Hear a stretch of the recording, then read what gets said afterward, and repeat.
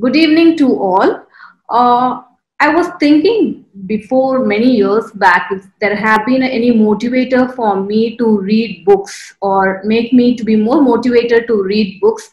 I wouldn't have most of my time only in school books.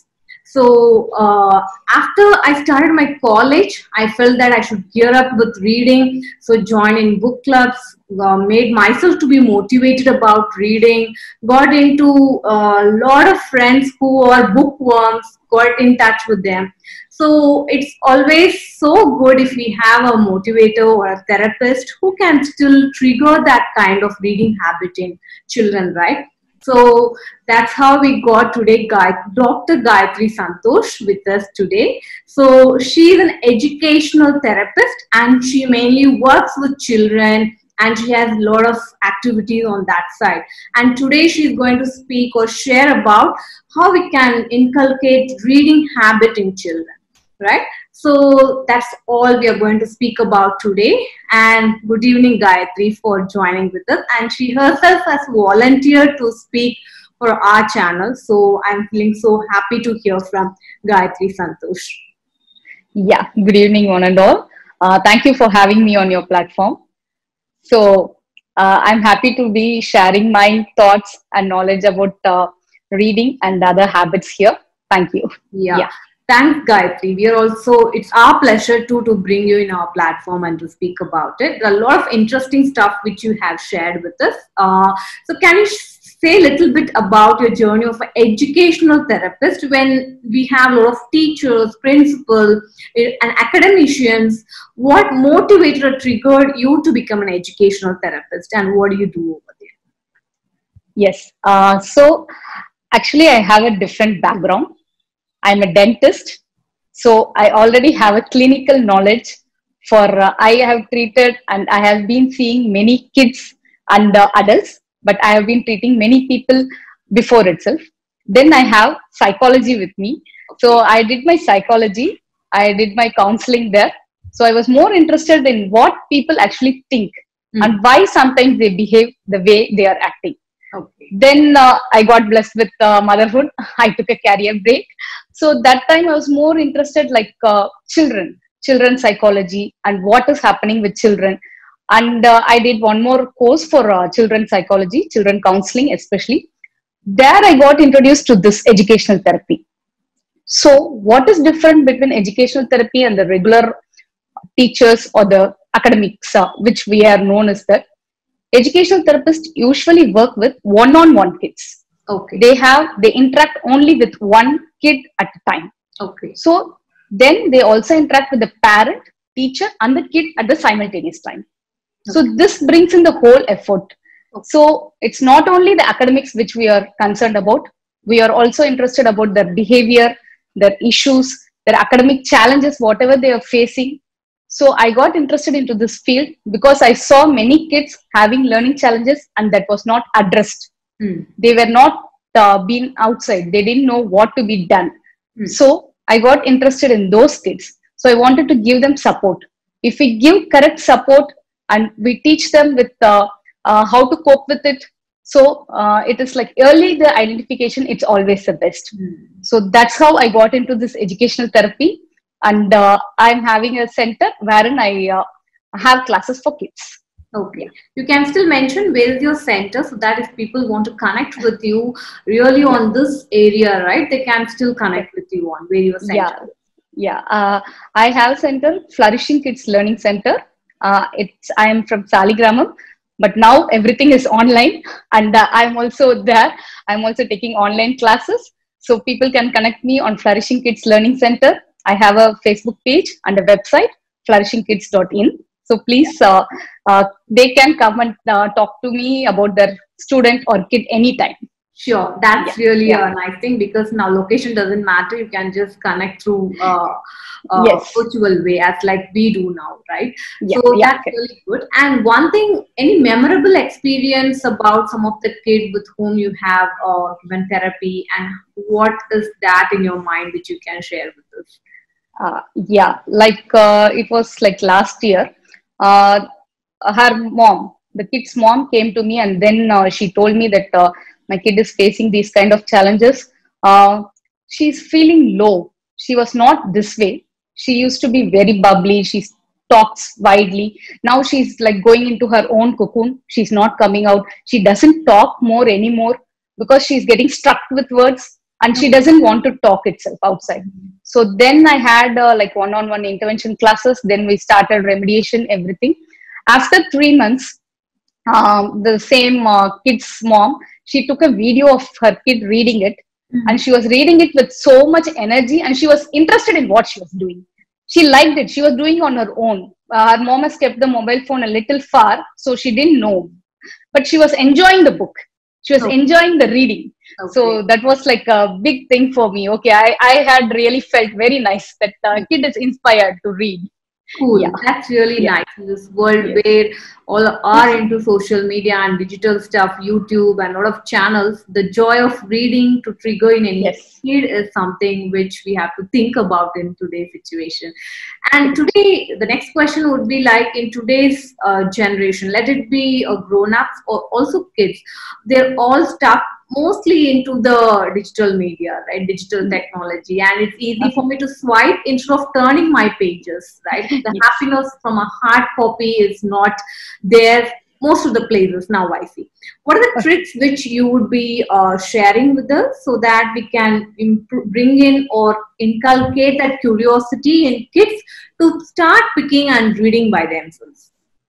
Yes. It's mainly for kids, we have to see their interest, what the kid is actually interested. Sometimes we think he or she is a small baby, they don't know, and we get books and we just keep them there. It's not that way. Even a 3 months kid, like if they started grabbing, they will know. If it's a like colorful book, they might be interested. Some kids in the around 6 months, they start having interactive books. They like to pop, something should come out, something should touch. They feel that way. So we are tuned. Always we have our particular interest. Once the kid is starting to grow up, suppose as you said, they are more into the digital media, everything. If your kid is liking some YouTube channel, if the kid is liking some cartoon, buy books where the cartoon is the main character. Okay. Suppose it's Peppa Pig. Peppa Pig is like a famous cartoon with all kids. So just buy a book with Peppa Pig books, so that the kid is almost interested. They know the story, what is happening there. So then they get interested towards the book. If your kid is interested with vehicles, many kids like toys. They need something moving on. So if your kid is interested in vehicles, buy a book based on vehicles. Start introducing them. Keep books at different places in the home. That is my one suggestion. You can't keep in the book library or in a bookshelf. And one more thing, please don't keep books where the kid cannot reach by themselves. It should be to their height. It should be easily available for them. If it is up to their height, they can easily pick it out and they can read it. If you keep it on the top of the rack, it definitely won't ask you for it. It is very easy to switch on the TV and see instead of taking a book from there. It should be their height, and probably you can keep it like facing the book cover. The book cover should be facing outside. Keep changing the books. Don't keep the book there and after 3 months you say, my kid hasn't touched the book. Your kid hasn't touched means you have to change the book. Change it frequently. Change it frequently in 15 days once. So the kid is almost interested. There is something colorful over there. We have to go grab it and read it. So that is how you start introducing kids the books, the variety of books. Whichever they are interested, we are making them introduce those books. Okay. Yeah. That's a lot of input for people, because what we have to change, because even in 3rd standard, I remember when I have got my first book as a proficiency prize, there was so much to read and it's not colorful, and I just played with that book for making paper cups or something, and that's where my reading habit has kind of gone down. And after a point, I motivated by myself in college. So I still think I have wasted so much of years which I was trying to catch it up from my college, which was like something gone is gone, right? So these are very good ideas which any parents can take it now, mainly for habit building during this COVID times, because parents are also really not knowing what to do after a point of time. So we have to give YouTube into their hands to see for some time. So let's start following these kind of tricks into it, the way how we handle the kids and how we can make them to read. And any particular suggestions which you would give for parents, what they have to do along with the children? Because keeping this is one part of the story. How about reading with the children? How we have to inculcate that habit of reading along with the children or the family? It's main thing that these generation kids need inspiration. They just don't, motivation is very good, but they need someone to look upon. If the kid sees their mom or dad picking up a book and reading it, then they know that, okay, this is like normal. So everyone reads at my home. So I will say, like, you have to make a family time for reading. If not possible daily, at least weekly twice, everyone in the family, like parents, grandparents, siblings, everyone can sit together and they can read for 20 minutes. Just 20 minutes is sufficient, but they can take their own book. Please give a choice for the kid. Don't say that you have to take this book and read at reading time, because the kid will be like thinking, I can keep this book safely so that I will use it for Sunday reading time. That's okay. Let them enjoy it. So as a family, if you're able to spare up some 20 minutes time, weekly twice, that is enough for a kid to be inspired. They know that everyone at my home reads. Nowadays, kids don't need like, you do this, you do that. Definitely they won't do. Just you do, kid will follow. That's all. Whatever you are doing, your kid will follow. That's it. That is the main thing as a family. That's an amazing point to be taken, because family time of for reading, as like we have food together, we play together. Correct. Why not we read together for 20 minutes? That will really improve the habit of reading for a child. So that is really amazing to hear, and it's going to be a takeaway for me also, which I'm going to start soon, because sure night. But slowly she likes to see rhymes and all those kind of stuff. So slowly we are in the verge, and I will obviously take this point and let me see how it's going to make wonders with my small daughter. And definitely. And any particular thing which you recommend for inclusiveness? Inclusiveness, when I say the differently abled children, how you bring them with respect to reading, or else how you motivate them? Because I feel that a sector of people, parents who are struggling with differently abled children also. I can't say it's a struggle, but they go through a different kind of emotions, what it happens, right? So can you elaborate on that side? Yes.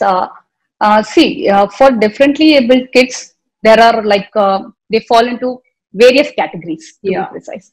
So first thing is that we have to choose books according to their level of reading. That is very important. And mostly it goes with shared reading with the parent. Okay. The kid can share the reading. So if the parent is reading along with the kid, you have to start introducing them to understanding what the kid is reading. We have to sometimes explicitly explain what is happening in this book, what is there. You can start asking them questions. What is this? Or why is this kid doing? The kid is wearing a yellow color shirt or anything. So the parent keeps asking questions to them. This is like very good, because the kid can understand better. And one more thing, for some kids who have reading challenges, they have difficulty to read by themselves. So the parent can sit together and read, and audiobooks are really helpful. Audiobooks, podcasts, we think that it is in a different form of reading. The learning has evolved. The books has evolved. Now that when we are doing work as adult also, when I am doing work, I can just put on my AirPods and I can just listen to some book. So you can start introducing them to audiobooks. Audiobooks are of great help. Then introduce books for very short chunks of time, because the attention span will be not that much. So just read for 10 minutes, that's enough. Then you can again take a break and again read for 10 minutes. Then for kids, you can introduce books like what to be done, how the kid should be in a classroom. You can introduce kind of flashcards along with the book. So those flashcards are very useful for smaller kids and for differently able kids. Just if they have to go to a restaurant, you can give like a pack of flashcards. First, you will go there. You have to sit there. And what you should do, you should wait till the food is served. Then you should come back, because they have difficulty perceiving this. So the flashcards are very useful. You just show them a flashcard and you read them up, and they get a habit of reading by themselves. So these are like small tips for all group of kids, Okay. which easily can be followed by a parent at home. Okay, this is really helpful because we always speak about the majority of children. We Yes. also should speak about that inclusive children who Yes. have to be brought in, because reading is for everyone, and the joy of Yes. reading has to be taken or absorbed by all the children. Thanks, Gayatri, for your certain tips which you have given, mainly for inculcating this reading habit or creating that joy of reading in children. I'm so happy to have you in our platform. And again, we will mention the link about Gayatri's uh, place where she works, as well as all other the details from our Facebook page, and all those we would be giving over here. And if any particular queries, if you wanted to ask about, you can still connect with her, and you can comment in our channel as well. We can still make you folks to connect with her. So I hope this would be much useful at this point of time, and many more to come on habit building and so on. Thank you all. Thanks, Gayatri, for your valuable. Yeah. Thank you so much. Thank you so much for having me. Thank you one and all. You can please feel free to connect to me. Yeah. Thanks. Bye.